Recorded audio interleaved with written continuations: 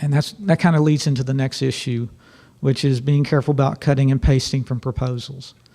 One of the things I've experienced quite often is that somebody will say, this proposal is submitted to the city of Dallas, and we are excited about this opportunity to do business with your city. Well, that tells me you weren't doing too much proofreading with your proposal. Not exactly the kind of first impression you want to make. And if you're trying to get to the interview stage, you need to make sure that you at least identify the right client. So, and there's other cases in cutting pasting, and again, I understand that. I mean, we do a little bit of cutting and pasting when we're developing contracts from time to time, and you just have to be careful. Make sure that you're proofreading your work, making sure that the information is accurate, and by all means, make it to DFW Airport, not Love Field or Southwest Airlines or somebody like that. Now, the airport, when it evaluates proposals, when it receives your proposals, we get a cross-functional group of stakeholders involved with the evaluation. Obviously, we'll have representatives from the concessions department involved with the evaluation. We will also have representatives from the Business and Diversity Development Department. But there will be others involved with the process as well.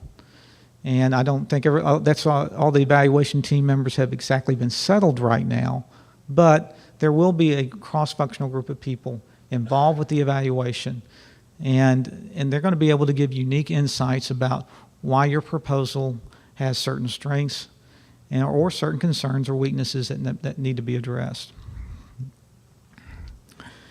Understand that we will have evaluation criteria provided in the proposal.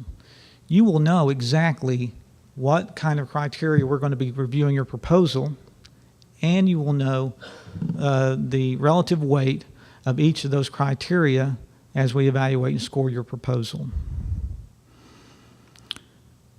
And so, you know, that's information that typically I don't think you'd find in the private sector. Some private companies requesting a proposal from you, they're not going to tell you on the open, well, this is what we're going to be looking for, and this is how we're going to weigh your responses.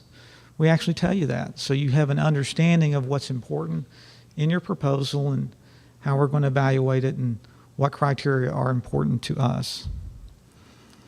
There are going to be many proposals submitted for each type of concession. I want to ask that just one representative of any company, just raise your hand. Just one representative of each company. Raise your hand. Come on, please. If you see one hand, you can already see that if everybody submits a proposal, you can already see how many potential proposals the airport is going to receive just from the people in this room. That's quite a bit. That's a lot of good information, and we have a due diligence responsibility, not only to the airport, but to you for your efforts in reviewing each one of those proposals carefully, and to make sure that we're making the right decision with regards to who should go forward for interviewing and further consideration, and which ones should not. So be patient. You're excited about the opportunity when you submit a proposal. I understand that. Companies get excited. They put all this effort into the proposal. They've submitted it. They're excited about it. They think they've hit a home run. They want to hear back from us. And then they have to wait and wait and wait. Now, we're working very hard at the airport to make sure that timeline is very short. But do be patient. We are going to do the very best we can to promptly and effectively evaluate these proposals, and we will let you know what the status is with regards to your particular proposal. Now, no company is perfect, and I kind of alluded to that a little bit earlier. So again, acknowledge your weaknesses and your plan to address them in your proposal. You need to understand that your credibility as a company and the credibility of your proposal by the partnerships or subcontractors that you select is made in part by the plan that you submit. If you acknowledge your weaknesses and you've addressed them, that's a lot of credibility for your company and your approach. And it also tells us you're helping to mitigate the risk to the airport. Because the airport, again, this is a business proposition. We're out here to make money. And so we need to make sure that your plan not only is successful, meets our customer service needs, meets our ACDBE goal requirements, it also meets our requirements to enhance revenue. And if we're making revenue, then obviously your company's making revenue. We both win. When you do provide references, make sure that they're relevant to the type of work that the type of concession you're proposing to us. Make sure that the references are equal to the type of work that you're providing or offering to in your request for proposal. I have seen proposals when sometimes the references just don't match the type of work that we're requesting. It happens rarely, but again, a reference that does not match the type of work, the type of concession that you're offering in a proposal is not relevant to us. So make sure those references are relevant. If your business is unique, provide examples of why it would be successful at an airport. We're very open to all types of concessions. I think Zanola made that pretty clear. But we also need to understand, why would that unique type of business be successful at an airport? Why would that type of product or service be in demand for an airport clientele? Make your case. Proofread language and figures. I hate to say it, but we do frequently, not frequently, but from time to time, we do get figures that are inaccurate. We get proposals that have misspelled words or improper word usage.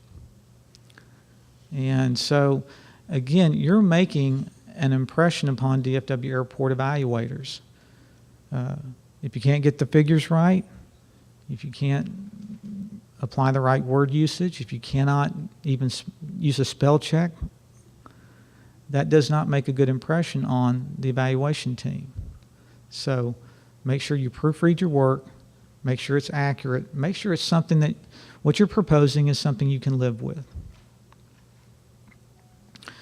You need to write it like you were on the evaluation team. When you look at your proposal, when you've completed your proposal, I challenge you to have either somebody on your staff or maybe somebody who you partner with or work with to read your own proposal. What would you score it? On a scale of 0 to 10 in each criteria, what would you score it? And if you find deficiencies, if you say, you know what, I didn't quite make that clear, then it's likely we're not going to understand it either.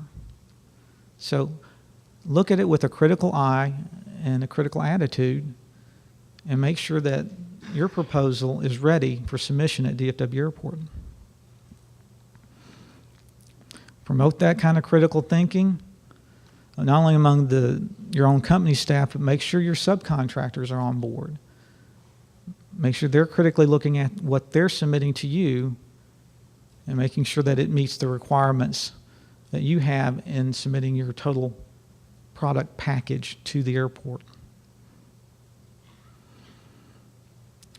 Make sure that you present a business approach that details specific benefits to the airport board. In other types of businesses, they may be very relevant to a strip mall.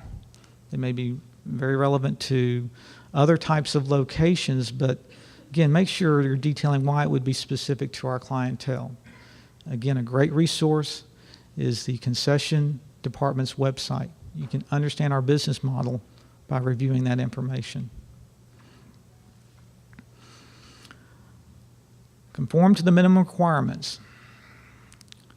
This kind of, I'm going to wrap up a little bit with this information about when you're reviewing it, make sure you're conforming to the minimum requirements. If you don't meet the minimum requirements, your proposal will not be considered for interview.